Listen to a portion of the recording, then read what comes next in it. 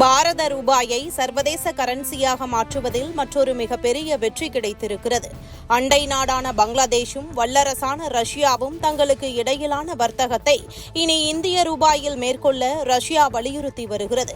இதன் பின்னணியில் ஒரு முக்கிய பொருளாதார காரணம் உள்ளது. பங்களாதேஷில் கட்டமைக்கப்பட்டு வரும் ரூப்பூர் அணுமின் நிலைய திட்டத்திற்காக ரஷ்யா $10 மில்லியன் கடனாக ஒதுக்கி அதில் $8 மில்லியன் வரை ஏற்கனவே வழங்கிவிட்டது. இதற்கான வட்டித் தொகையான சுமார் $800 மில்லியன் பங்களாதேஷின் பங்களாதேஷ் வங்கி மற்றும் சோனாலி வங்கி ஆகியவற்றில் டெபாசிட் செய்யப்பட்டுள்ளது. ஆனால் உக்ரைன் போருக்கு பின் ரஷ்யா மீது அமெரிக்கா உள்ளிட்ட நாடுகள் விதித்த பொருளாதார தடைகள் காரணமாக இந்த டாலர் தொகையை ரஷ்யாவால் பயன்படுத்த முடியவில்லை.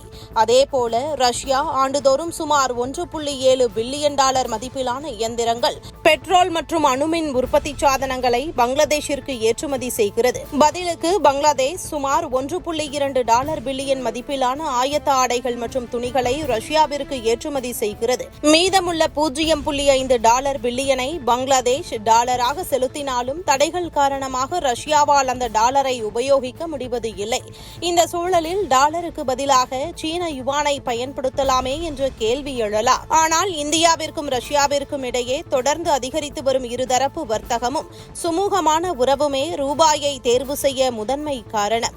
பங்களாதேஷிடம் இருந்து பெறும் இந்திய ரூபாயை கொண்டு இந்தியாவிலிருந்து இறக்குமதி செய்யவும், இந்திய தொழிலாளர்களுக்கு ஊதியம் அளிக்கவும், இந்தியாவில் முதலீடு செய்யவும் ரஷ்யாவால் எளிதாக முடியும். இந்த வசதிகள் சீனாவிடம் இல்லாததால் ரஷ்யா யுவானை தவிர்க்கிறது. இந்த நகர்வால் இந்தியாவிற்கு பெரும் நன்மை கிட்டும்.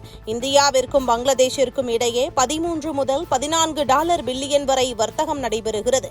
இதில் இந்தியாவின் ஏற்றுமதி $11 முதல் $12 பில்லியனாகவும், இறக்குமதி $2 பில்லியன் உள்ளது.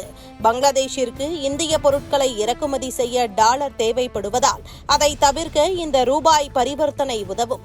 பங்களாதேஷ் ரஷ்யாவிற்கு வழங்கும் ரூபாய் வர்த்தக சுழற்சி மூலம் மீண்டும் இந்தியாவிற்கே வந்து சேரும்.